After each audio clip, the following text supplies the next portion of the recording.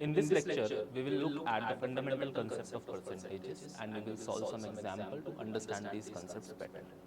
So this percentage thing is the very, conceptual, very fundamental to the arithmetic part.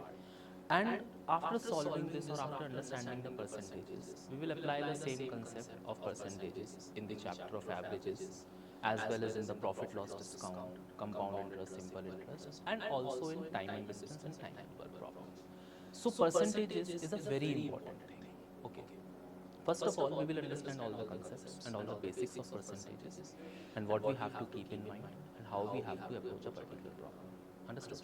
Then what we will do, then we will solve some examples on this topic so that we have a command over this topic and we can tackle the questions which are being asked in the examination. Okay.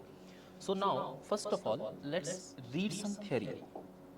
It says, in mathematics, a percentage is a number or ratio that can be expressed as a fraction of 100.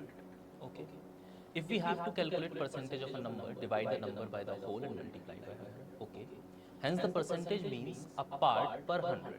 The word percent means per 100. It is represented by the symbol percentage and x percent of y is equal to y percent of x. We will discuss this later. First of all, understand this thing. I guess all of you might have calculated your percentage in the school. We all get mark sheets and there the marks are written. Let's say these are the maximum marks. Sorry, these are the marks. Here are the marks obtained. Marks obtained. And these are the maximum marks. So let's say maximum marks are 100 for each paper. In one paper I scored 55, in another I scored 50, in one I scored 80 and in one I scored 90. And if it is asked to you that how much percent you have scored, so what we do is, we do a sum of maximum marks, that is 400. We do a sum of the marks obtained, that is how much it is. 90 plus 80 is 170 plus 50, 220, and adding 55 more, I will reach to 275. So what happened? I have basically, I need to basically calculate 275 is what fraction of 100. So how I do it? 275 divided by 400 into 100. So these two zeros will be eliminated, and after solving this, like 4 into 6 is 24, so remaining will be 3, 5, 8 to 68.5% marks that person has scored. So this basically means nothing but that if the exam was of 400 marks, then the person scored 275 marks. If the exam would have been of 100 marks, then the person would have scored 68.5 marks. How does it help me in normal situations or in day-to-day life? How does it help me? It helped me to compare the quantities. And what does that mean, to compare the quantities? How does it help me? Please see. If I have said that a person has scored 225 marks out of 300, okay, and another person has scored 275 marks out of 400, or let's say 375, okay, another person has scored 275 marks out of 375. And if I have to compare which one is the better performer, so right now I do not have a common reference point. So how do I find that common reference point? By finding the percentage, basically calculating these marks from 100. So this basically means if a person has scored 225 from 300, so how much he would have scored out of 100? So 225 out of 300 into 100. So when you will calculate this, you will get the marks of the person from 100%, from 100. Let's say X percent is the answer. Similarly, in this case, 275 by 375 into 100. So let's say Y percent. So now you can compare these X and Y because these are the percentages or these are the marks out of 100. So basically percentages is nothing but comparing the quantities. So percentages things comes out of comparing the quantities. Now The next thing, let's understand the next thing, next part. There are two kind of things which is written for me. Let's say it is written x% of y, which means 15% of, let's say, 75. I have to find 15% of 75. How do I write this? 15, when this off sign goes, it turns into multiply. Then 75 divided by 100. When you will solve this, you will get 15% of 75. Or what is the 15% of 75? Similarly, if I have to find x is what percent of y, as I done in the previous question or as I done in the previous case. This means 15 is what percent of 75. So this will be written as 15 divided by 75 into 100. The answer will be 20%. So I hope you can understand the difference between two things. First is 15% of 75 is what, and next is 15 is what percent of 75. So 15 is 20% of 75 and 15% of 75 would be something different. This is the second thing that you have to keep in mind. Understood? Now, next was written when I just on the previous slide I wrote x% of y is equal to y% of x. Let's assume two numbers. Let's say x is 10 and y is, for example, 125, or not take 125, it would be too big. Let's say 50. So for this part, it would be 10% of 50. And how will I write this? 10 into 50 divided by 100, it will be 5. Similarly, for this part, it will become 50% of 10. So how it will be written? 50 into 10 divided by 100, that is 5 again. Can you see both the numbers are equal? 50% of 10 and 10% of 50, both will be equal. So that was the meaning of the last line which was written here on the previous slide or on the first slide which I just showed to you people. This x% of y is equal to y% of x. So first of all, this thing you have to keep in mind. Now, another thing which I can do here is I can represent fractions in terms of percentages and I can represent percentages in terms of fraction. For example, whenever I have to represent a percentage in terms of fraction, I have to simply divide it by 100. So 10% will be what fraction? 10 by 100. That is 1/10 of a number or 1/10 of the fraction. So one fraction, one complete fraction means 100%. Okay. So 10% is 1 by 10. Similarly, 20%, as I have written here, how will you convert this? 20 divided by 100. So this will come 1 by 5 of a number or 1 by 5 of a fraction. Similarly, when I do it for 25%, it will be 25 by 100. This will become 1 by 4. So I hope you guys are understanding that how the fraction is being converted. Remember that 100% is one complete number or 100% of the number, that is fraction will be 1. 50% is half of a number. 25% is 1 by 4th of a number. 20% is 1 by 5th of a number. And 10% is 1 by 10th of a number. Similarly, 90% is 9 by 10 of a number. 75% is 3 by 4 of a number. Understood? Now, this is how I convert percentages to the fractions. What if I have to do it other way around, which means to convert fractions into percentages? So, while converting percentages into fraction, what I am doing? I am simply dividing the number by 100. So, while converting fraction into percentage, I have to do it other way around, which means multiply that fraction by 100. For example, I have been given that 3 by 5 of a number. Okay. So 3 by 5 of a number would be what percent of that number? For example, if I have to calculate 3 by 5 of 100. So how I will calculate 3 by 5 of 100? 100 into 3 by 5. Let's not take this. Let's take 90 for a while. I have to find 90, 3 by 5 of 90. So how will I do it? 90 into 3 upon 5. This means 5, 18, and 18 into 3, 54. Or so similarly, I have to tell 54 is what percent of 90. So this is 3 by 5. I can simply multiply this 3 by 5 by 100. So it will be 60%. So if I can say it in two ways. Either calculate 3 by 5 of 90 or 60% of 90. So if I have to find 60% of 90, then it would be 60 into 90 by 100. And this will be 54 again. As you can see, the same thing. Understood? Now, let's do some simple mathematics.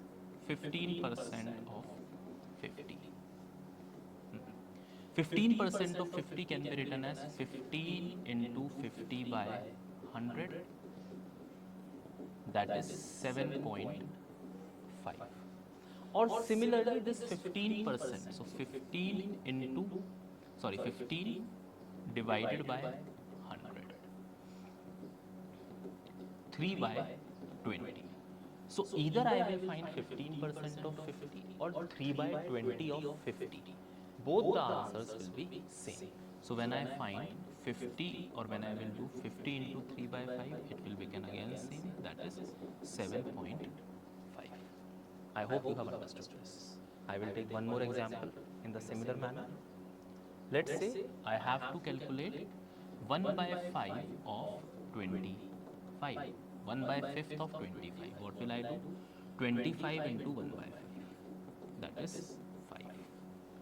Similarly, 1 by 5 fraction, when I convert it into percent, it will be 20%. So I can find 20% of 25 as well. So this will be 20 into 25 by 100. This is 5. So 25, either I can find 20% of a number or 1 by 5 of a number. Both the things are same. So I hope you have calculated this thing or you have known this thing, understood this thing. Next point is, let's say a number is 150 and I have increased this number by 10%. This means nothing but finding 10% of this number and adding it into the whole number. So the whole number is 150. I will find 10% of this number. So 10% of that number will be 50. So after increasing this number by 10%, this will be 150 plus 15, that is 165. Understood? Or what can I have done? I can have, see, the 100% of the number is 150. I am adding 10% to it, which means number will become 110% of itself. So I could have either directly find 110% of 150. So 110% of 150 would be nothing but again 165. So whenever you have to increase a number, let's say by 10%, 20%, 25%. So what you can do, you can first find 25% of that number and add to the original number. Or you can directly find 125% of the original number. Same thing will happen in the reduction case. Let's say you are reducing a number by 10%. So first find 10% of the number and then minus it. Or either calculate 90%. How? Let's look at this example again. This time, I am reducing 150 by 10%. So 10% of 150 would be same, that is 15. So the new number would be 150 minus 15, that is 135. Or as this number is, complete number is 100, I am reducing 10%, which means I am only considering 90% of 150. So 90% of 150 would be same as what I have just did. What I have done here is same like this. So I hope both the things are now being clear to you. Now we will move to some practice questions. We will take some examples and then we will see how much we are understanding and how we have to particularly solve the questions or apply these concepts.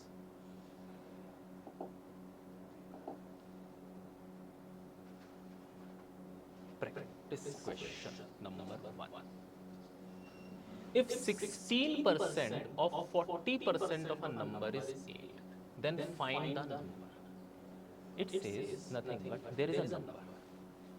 If I find 40% of the number, then there would be some resultant. And I again find 16% of that number, then that would be equal to what? 8. So what I have to do, let's assume the original number be x. Original number is equal to x. First I find 40% of this x. So this will be 40 into x by 100. So this is nothing but 4x by 10. For the time being, write it down as 4x by 10. So 40% of this original number is 4x by 10. Now what I have done? I have find 16% of this 4x by 10. So 16% of 4x by 10. This will be written as 16 into 4x by 10, and as I will remove this percentage sign, one more 100 will come in the denominator.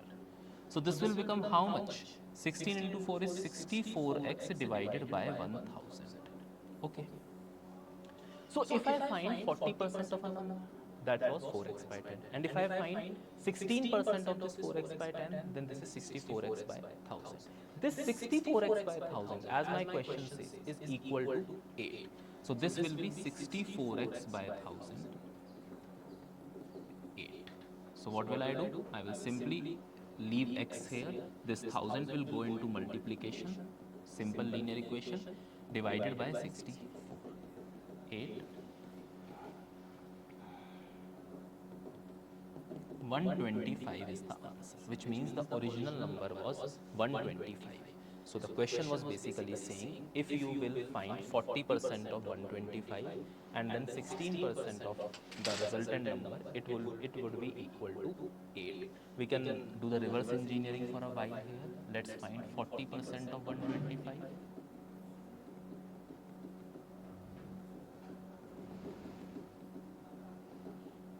This is 50. And now find 16% of 50. This is 8. I guess you guys will understand this question now clearly. This was a simple and a very basic question. Understood? Let's move to the next example and see what our next example says to us, or what the next example asks.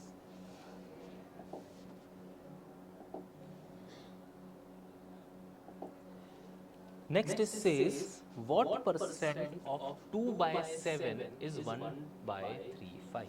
What percent of 2 by 7 is 1 by 35? I give you an example now. 15 is what percent of 75? It is exactly similar to this. Here, the question demands that 1 by 35 is what percent of 2 by 7. So how do I write this? When I have to find 15 is what percent of 75, I write it like 15 divided by 75 into 100. So how will I solve this? 1 by 35 in numerator divided by 2 by 7 and multiplied by 100. Okay. So this will be written as 1 by 35, 7 will go in the numerator, 2 and into 10. So this will be 5. That is 10%. So 1 by 35 is 10% of 2 by 7. Now understand one very interesting concept here. Sometimes it is written like this, and we get confused which number should go in the denominator and which number should go to the numerator. Understand one thing here. If this 2 upon 3 upon 5 means 2 divided by 3 by 5, then this divide sign will change into multiply. It will become 5 by 3 and the answer would be 10 by 3. Okay, first scenario is this, that 2 upon 3 upon 5 means 2 divided by 3 by 5. Second scenario is 2 upon 3 upon 5 means 2 by 3 is divided by 5. So here what will happen? 2 by 3, divide sign will change into multiply, 1 by 5. So now answer will be 2 upon 50. So this you have to keep in mind. But when I have written here 1 by 35 upon 2 by 7. So this means nothing but 1 by 35 is divided by 2 by 7. This division sign will change into multiplication and it will be 7 by 2. That's why I wrote this thing here. If you can compare these two things. See, that's how it comes. So it will be what? 7 by 70, that was 1 by 10, and then finally I multiplied it by 100, so my final answer was 10%. So remember this concept, when this kind of fractions are given to me, then what I have to put in numerator and what I have to put in denominator. Please keep this thing in mind. It would be good for you people to understand this thing in a better form or in a better manner. I hope this question is also clear to you people. Let's go to the next question. Which number is 40% less than 90? Which number is 40% less than 90? So here I do nothing. I have to simply find 40% of 90 and subtract it from 90.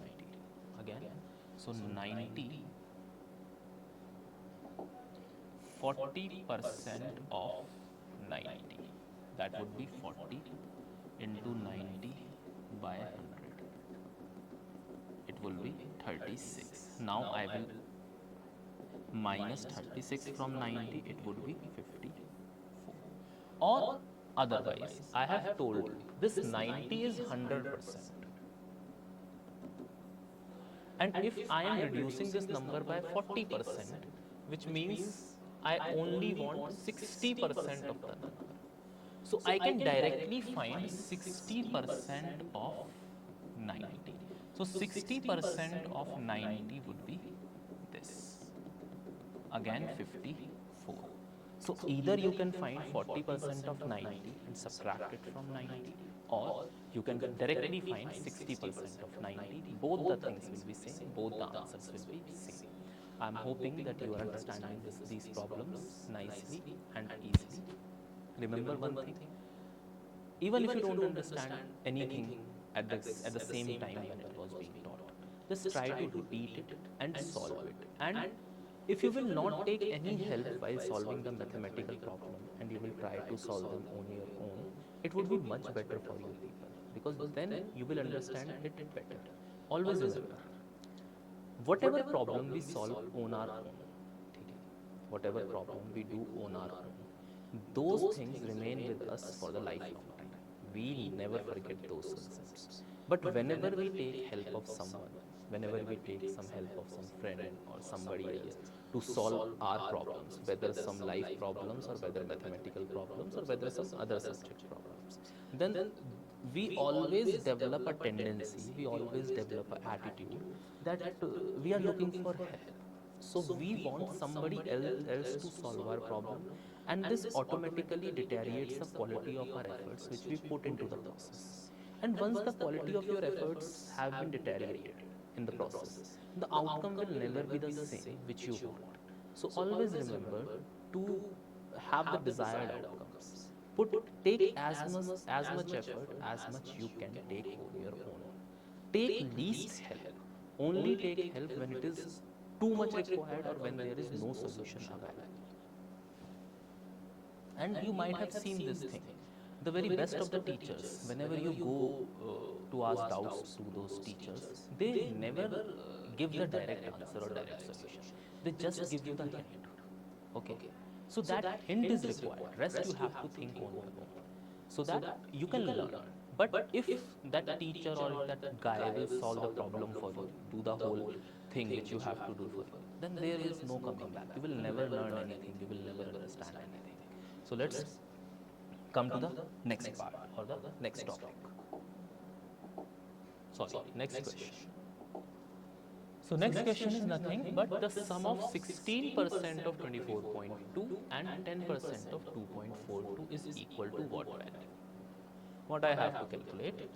I first have to calculate 16% of 24.2. This is the first part. This will be 16 into 24.2 divided by 100. Take this out and this. So this will be, let's multiply these two numbers directly. 16 into 2, 32, 2, 3. 16 into 4, 64, 7, 6. 16 into 2, 32, again 6, 8. Divided by 1000, it would be 3.87. Okay. If you really want to calculate this fast, you have to do nothing. Just memorize the tables from 1 to 20. That's it. That would be more than sufficient for CSAT, because in CSAT, in UPSC CSAT examination, they do not ask very calculation heavy questions. So if you can remember tables from 1 to 20, as I have multiplied it directly, you can do this thing very easily. You don't need to go into those very fancy and very attractive tricks and all. They will only waste your time and nothing will be helped to you people. So always remember the fundamental concept, practice as much as you can so that fundamental things get easy for you. Now, I will find 10% of 2.42. I know that I directly know what would be the 10% of 2.42, but for you people I am solving it. See, it would be directly nothing but 0.242. How? See, 10 into 2.42 divided by 100. This point will be removed, one more 100 will come, 1 0 will be eliminated. Now 1, 2 and 3 zeros upar are 2.242. So it would be 0.242 as I just mentioned. So whenever you have to find 10%, just put 1 point, or if already the point is there, just bring that point forward once in the left direction.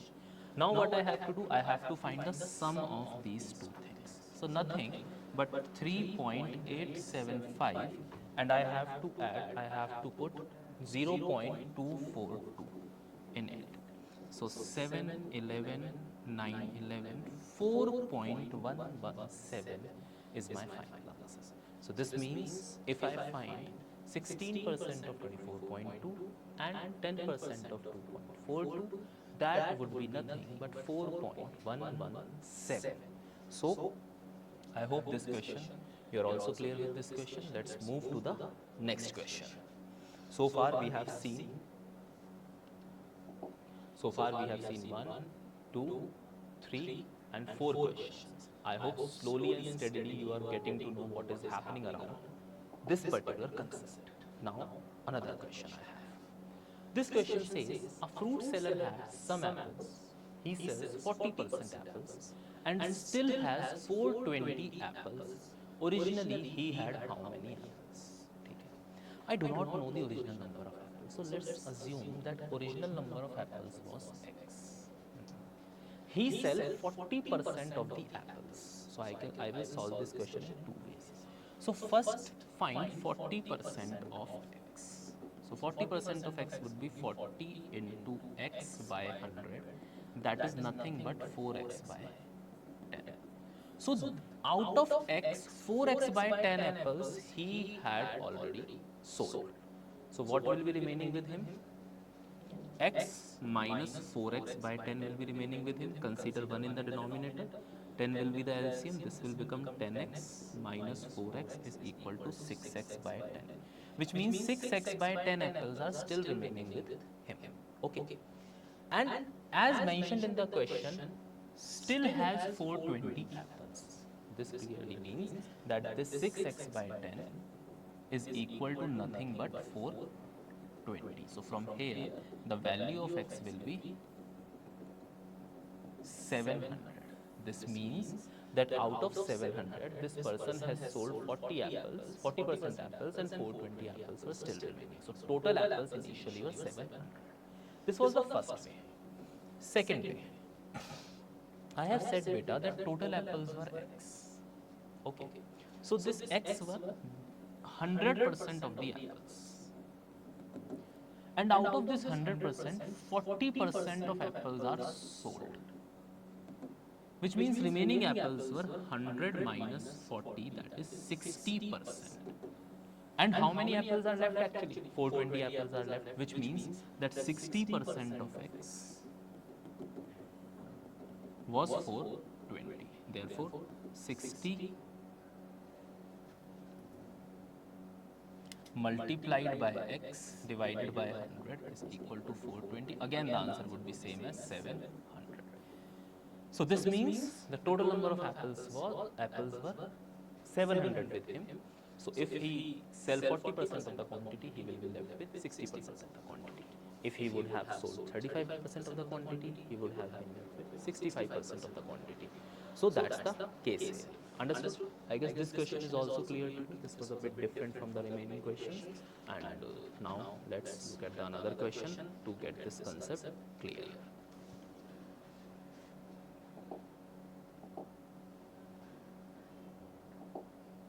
Out of two numbers, 40% of the greater number is equal to 60% of the smaller number.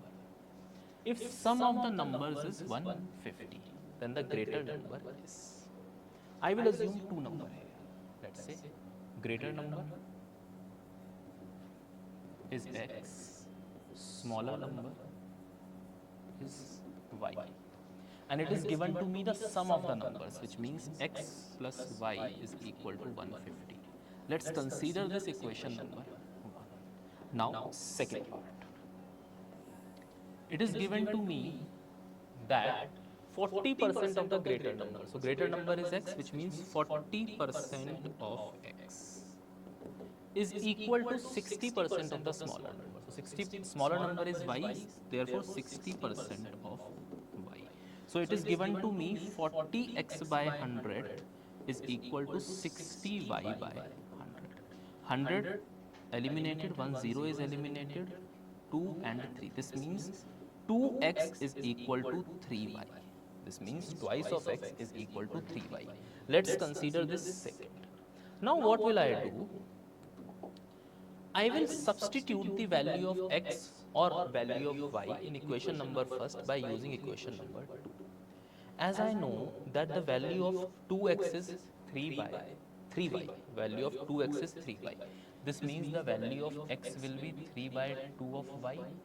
So if x plus y is equal to 150, I can put 3 by 2y at the place of x.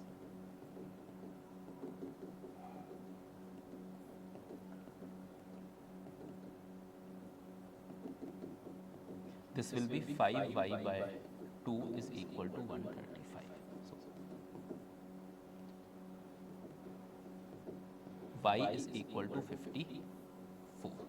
So, if the value of y is equal to 54, then the value of x is equal to x plus y is equal to 150, where y is 54, so x is equal to 150 minus 54, that is 96, which means the greater number was nothing but 96. So if you will find 40% of 96 and 60% of 54, that would be same. Just to prove this, let me do this here. 40% of 96 will be written like this. So this will be 4 into 6, 24. 2, 4 into 9 is your 36, 38. It will be 38.4. 40% of 96. Now I have to find 60% of 54, the smaller number. So it will be written as 60 into 54 by 100. So this is nothing but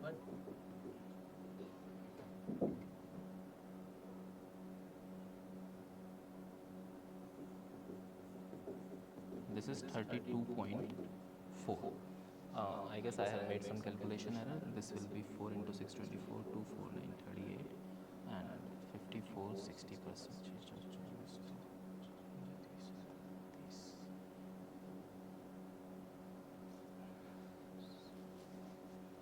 You have to solve this question again. क्या गलती करी मैंने? Paper दिख रही है? So the next question is, out of two numbers, 40% of the greater number is equal to 60% of the smaller number. And the second information which is given to me is that sum of these two numbers is 150. What I will do first of all, let me assume that the greater number is x and smaller number is y. So 40% of greater, that is 40x by 100, is equal to 60% of smaller, that is 60y by 100. 4x is equal to 6y, therefore 2x is equal to 3y, eliminating these 2 by 2. Let's consider this first. Let's consider this what? First equation. Now, second which is given to me is x plus y is 150. What I will do? From here, x will be 3 by 2 of y. So I will do nothing but put the value of x is equal to 3 by 2 y plus y is equal to 150. So it will be 2, 3y plus 2y is equal to 150. So 5y by 2 is equal to 150. So y is equal to 60, which means the smaller number is 60. If the smaller number is 60, then the larger number would be x plus y is equal to 150. I will put 60 at the place of y. So x is 90. This means my x is equal to 90 and my y is equal to 60. Now let's see whether we have solved this correctly or not. How we will solve this? By verifying the condition that 40% of the greater number, that is 40% of 90, is equal to the 60% of the smaller number, which means is equal to the 60% of 60. So first calculate 40% of 90. So 40% of 90 would be nothing but 40 into 90 divided by 100 is equal to 36. Second case mein, I will find 60% of the smaller number, that is 60% of 60. So 60 into 60 divided by 100, it is 36. Can you see? Both the numbers are same. And the second condition, the sum of the numbers is 150, which means 90 plus 60 is obviously 150. So this question will be solved like this. Next question. A batsman scored 110 runs, including 3 boundaries and 8 sixes. So if you guys do not follow cricket or don't know cricket, so for your information, let me tell you, for one boundary, that batsman will be awarded 4 runs. And yes, for 1 six, batsman will be awarded 6 runs. 8 sixes. What percentage of his total score? So beta total score is 110. Did he make by running between the wickets? Which means how many runs did he score by running between the wickets, by taking singles and doubles? Okay. So he hit how many boundaries? 3 boundaries. For each boundary, 4 runs will be awarded. For 3 boundaries, 3 into 4, 12 runs will be awarded.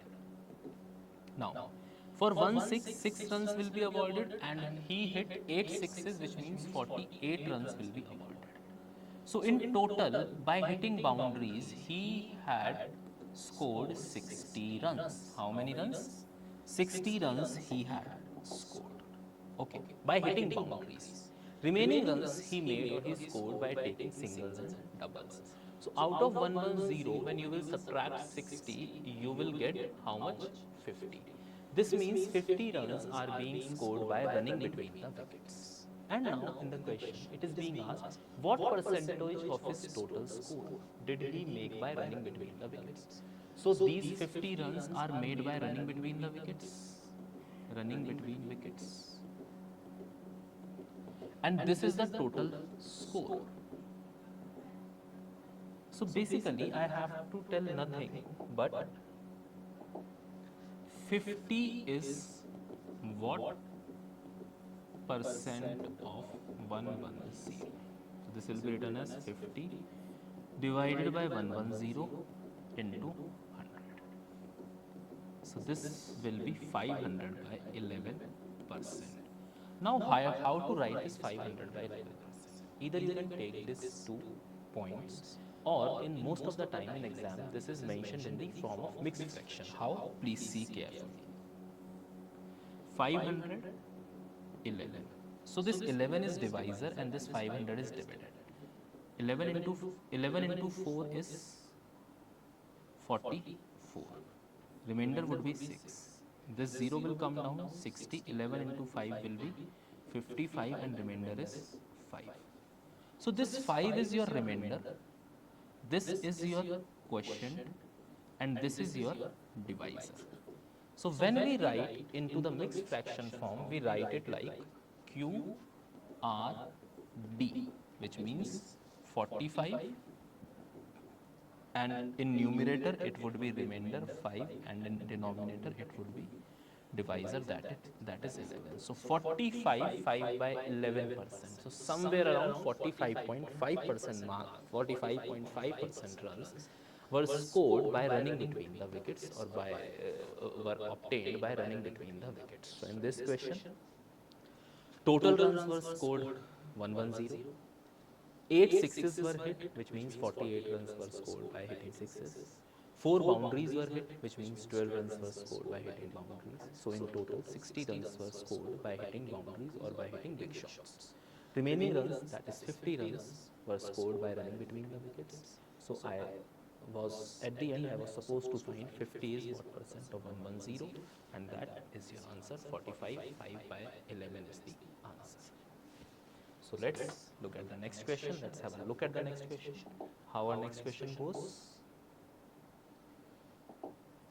Two students appeared at an examination. One of them scored 9 marks more than the other, and his marks was 56% of the sum of their marks. For the time being, leave this line. Okay. Focus on the first line.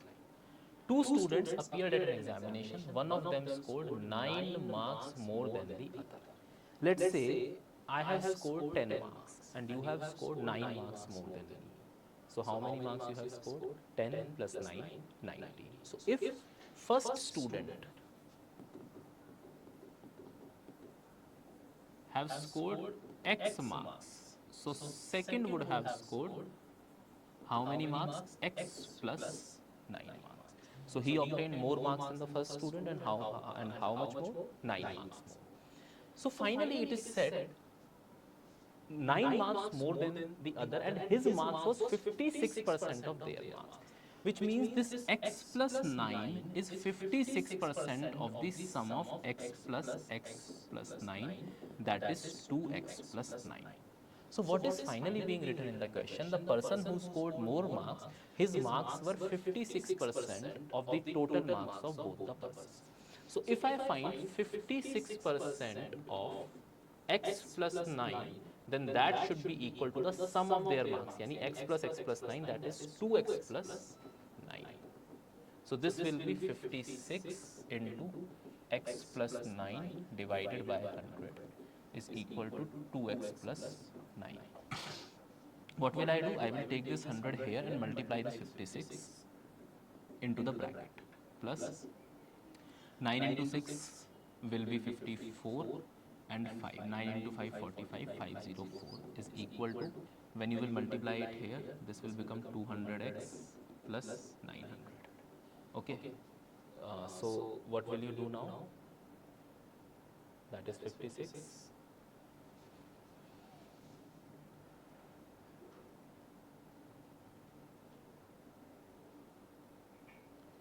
So now what we will do? We will take this 504 here and 200 here.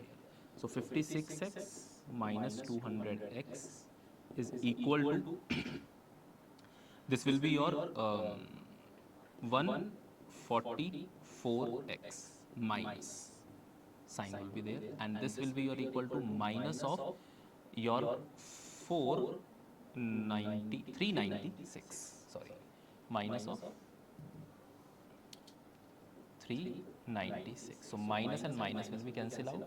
So the value of x will be 396 divided by 144. So this will turn out to be 4. 144 into 4 is 6, 3, 9 and गड़बड़ हो गई पूरी, कहाँ गड़बड़ हो गई? Stop. So the next question is, two students appeared at an examination. One of them secured 9 marks more than the other, and his marks was 56% of the sum of their marks. So, first of all, focus on the first line, where it is written one of them scored 9 marks more than the other. This means, let's say if I have scored 10 marks, then the other person have scored 9 marks more than me, which means 10 plus 9 is 19. So, if one person, first person, has scored X marks, the other person has scored X plus 9 marks. So in total, they have scored X plus 9, that is 2X plus 9. Now what is given to me is, one of them scored 9% more marks than the other, and his marks were, which means the person who has scored more marks is 56% of the sum of their marks. This clearly means that if I find 56% of 2x plus 9, it will be equal to x plus 9. Okay, so what will I do now to equate them? I will find 56% of 2x plus 9, and it will be equal to x plus 9. So this will become 56 into 2x plus 9 divided by 100 is equal to x plus 9. Take this 100 to this side and multiply 56 inside the bracket. So it will become 112x plus 504 is equal to 100x plus 900. Take this 500 to this side, 504 to this side, and 100x to this side. So it will become 112x minus 100x is equal to 900 minus 504. So this will be nothing but 396, and this will be 12x. So x is equal to 396 by 12. 12 into 3, 36. Remainder will be 3, and again 3, 33. Which means the first person has scored 33 marks, and other person has scored 9 marks more, that is 42 marks. So the marks of these two persons are 33 and 42. This is the solution for this particular question. I hope you have understood this question.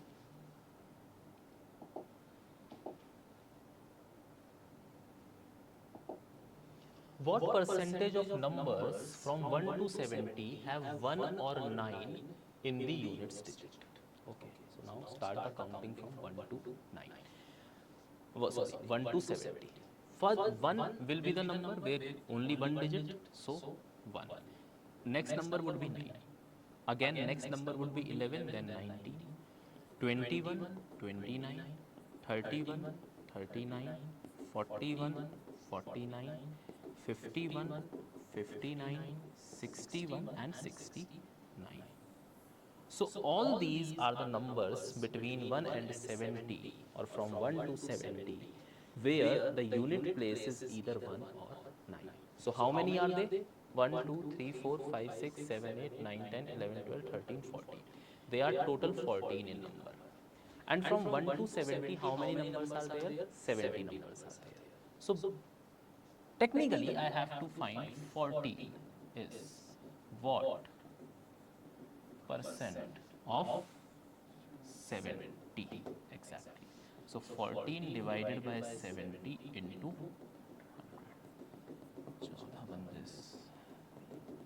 20%. So this means that from 1 to 70, 20% numbers are such whose unit place is either 1 or 9.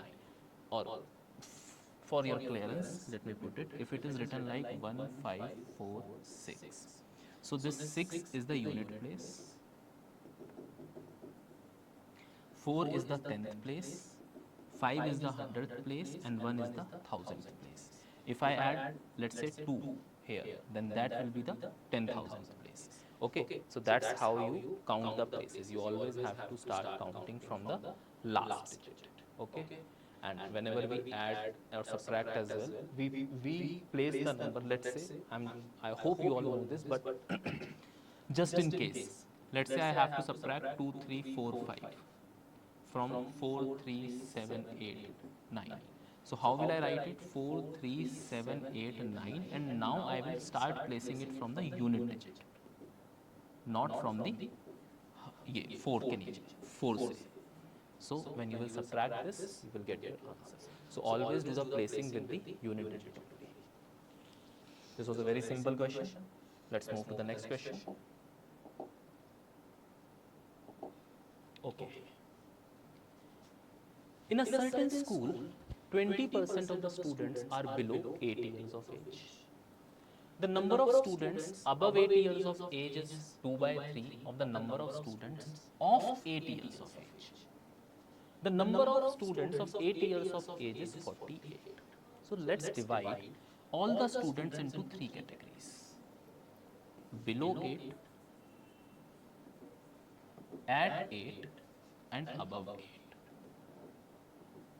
And let's consider all these 3. Let's give this number 1, give this number 2, and give this number 3. So if I add 1 plus 2 plus 3, let's say this is equal to the total number of students, that is x. Consider this total number of students. Now, the next part is, it says the number of students at 8 years of age is 48. So this number is 48. The number of students above 8 years of age is 2 by 3 of the number of students at 8 years of age. So at 8 years of age, I have 48 students. So above 8, I would be having 2 by 3 of 48. That is nothing but 2 by 3 into 48. That is 32. Which means the students whose age is above 8 years are 32. Now below 8, in a certain school, 20% of the students are below 8 years of age. 20% of the students. So total students are x. So 20% of the x below 8, which means 20x by 100. This is nothing but x by 5. Students are below 8 years of age. Okay, so x by 5 students are below 8 years of age. What will happen now? All these below 8, at 8, and above 8. When I will add all these numbers, this should be equal to the total number of students. And total number of students which I have here is x. So what it will be? X by 5 plus 48 plus 32 is equal to x. So this will be x by 5 plus, now what will happen here? 5x plus 400 is equal to x. So this implies x plus 400 is equal to 5x. Therefore 4x is equal to 400 and x is equal to 100. Which means total number of students were 100, out of which below 8 were 20%, that is 20 students were below 8, 48 students were at 8, and 32 students were above 8 years of the age.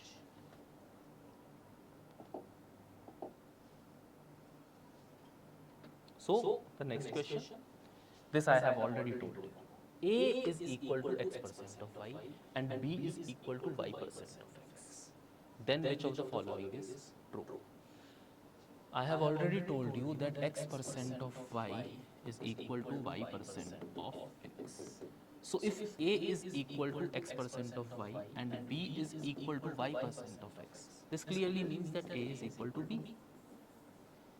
Oh, understood. Now let's take two numbers. Suppose x is equal to 50 and y is equal to, let's assume, 200. Okay. So A is equal to x% of y, that is 50% of 200. This will be nothing but 50 into 200 by 100, that is 100. So A will be 100. Now B is y% of x, which means 200% of x, that is 50. So 200 into 50 divided by 100, and again there is 100. So in this question, A is equal to B. If A is equal to B, then statement number 1 is A is smaller than B. No. A is greater than B? No. Relationship between A and B cannot be determined. No, it can. It can be determined. I have determined this very well. I have said A is equal to B with all the confusion. This statement is also incorrect. If X is smaller than Y, then A is greater than B. No, there is no concept of smaller or greater. See, I have seen X smaller than Y. And what result I have got? A is equal to B. So there is no particular thing like this. And the last answer is none of these. Yes, none of these is the correct choice, because the answer which I was looking for was A is equal to B. But nowhere I have found A is equal to B. So that's why my answer is none of the above. Now, one more thing you have to keep in mind. Sometimes you find two options in the paper: cannot be determined and none of the above. Cannot be determined means when you are not able to reach to the solution, or whenever you are not able to find a particular solution, one particular solution, then you take cannot be determined. But just in case, if you have find the solution, there exists a solution, but that solution is not given in the option, then you have to take none of the above, because the solution is determined, the solution can be determined, but unfortunately it is not mentioned in the option. So I have to take none of the above. So that's all for the percentages, and I hope again you might have understood all the concepts. This was the last question for percentages. The more question of percentages will follow in the remaining topics like averages, profit loss and discount, and then your compound interest, simple interest, time work and time invested. So this topic will get lucid to you, even lucid to you after solving these topics which I have just named. So don't worry about this. Even if you have missed something, those things can be cleared with the upcoming topics as well. So thank you for watching this lecture.